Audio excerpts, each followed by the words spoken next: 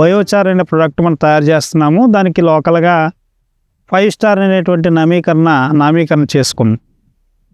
ఈ బయోచార్ని ఎందుకు తయారు చేసుకుంటున్నాము, బయోచారు వ్యవసాయంలో ఎందుకు ఉపయోగించాలి, పర్టికులర్లీ న్యాచురల్ ఫార్మింగ్లో మనం ఎందుకు ప్రమోట్ చేస్తున్నాము అనే విషయాలు, మరియు ఈ బయోచార్ తయారు చేసే విధానంలో ఏమి ముడి పదార్థాలు కావాలి, ఎంత క్వాంటిటీలో కావాలి, తర్వాత తయారు చేసినటువంటి పదార్థాన్ని ఈ బయోచార్ని పంటకి 1 ఎకరానికి ఎంత వాడాలి, ఎప్పుడు వాడాలి అనే అంశాలని మనం ఈరోజు కూలంకుషంగా మనం నేర్చుకుంటాము.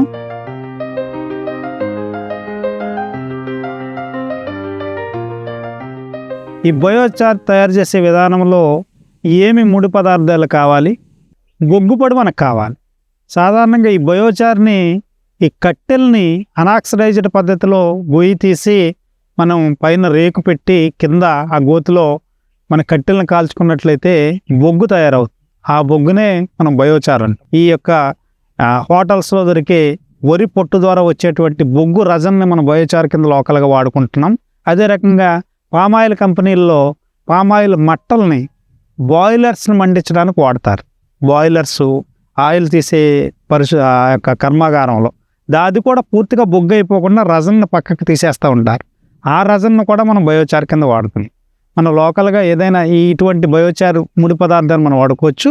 రెండోది మనకు కావాల్సింది FOM, బాగా చీకిన FOM కానీ, చీకిన పెంట, బాగా మాకిన చీకిన పెంట కానీ, లేదా ఘనజీవామృతం కానీ. అదే రకంగా ఈ బయోచార్ని వాల్యుయేషన్ చేయడానికి, దాని వాల్యూని పెంచడానికి మనం చేప బెల్లం ద్రావణం వాడతాం. అదే రకంగా పంచగవ్య, ఈ పంచగవ్యను కూడా మనం వాల్యుయేషన్ కోసం ఈ బయోచార్లో వాడతాం. ఇక ఫైనల్గా 5వ ప్రోడక్ట్ వచ్చి బయోకల్చర్. మనం ఏదైతే బయోకల్చర్స్ వాడుతున్నామో, బయోబ్యాక్టీరియాని మనం వాడుతున్నాము. Trichoderma viride, Azotobacter, Azospirillum, rhizobium, ఇటువంటి కల్చర్ని మనం 1 లీటర్ వరకు కూడా మనం ఇందులో వాడతాం. ఈ బయోకల్చర్ని కూడా 150 కేజీల బయోచార్ని మనం తయారు చేసుకోవాలంటే మనం ఏ పదార్థాలని ఎంతెంత కలుపుకోవాలి, ఏ విధంగా తయారు చేసుకోవాలనే విధానాలని ఇప్పుడు మనం నేర్చుకుంటాం.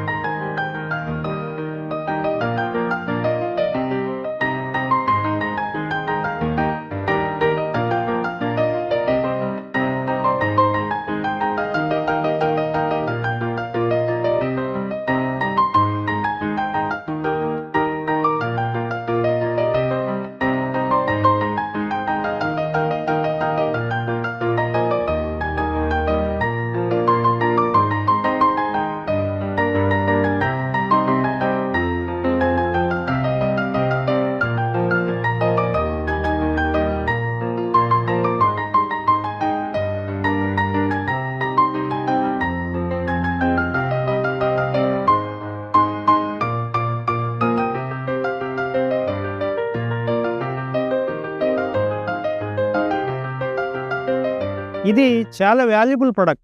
ఈ బయోచార్ని మనం ఎందుకు రికమెండ్ చేస్తున్నామంటే, భూమిలో ఈ సేంద్రియ కార్బన్ ఏదైతే ఉందో అది బాగా తగ్గిపోతూ వచ్చింది.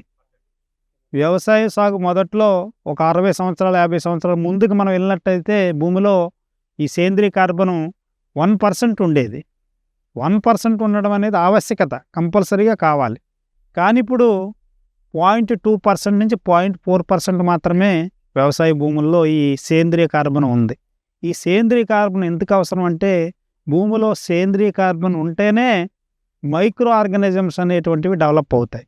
ఈ మైక్రో ఆర్గానిజమ్స్ ఉంటేనే మనం వేసిన ఎరువులు మొక్కలు పీల్చుకోవడానికి ఆ రూపంలోకి మార్చడానికి కంపల్సరీగా ఈ మైక్రో ఆర్గానిజమ్స్ తోడ్పడతాయి. ఈ బయోచార్ కంపల్సరీగా ఒక 3-4 సీజన్లు 150 కేజీలు చొప్పున ఒక ఎకరానికి వాడినట్లయితే మన భూమిలో సేంద్రీయ కార్బన్ పెరిగిద్దనమాట.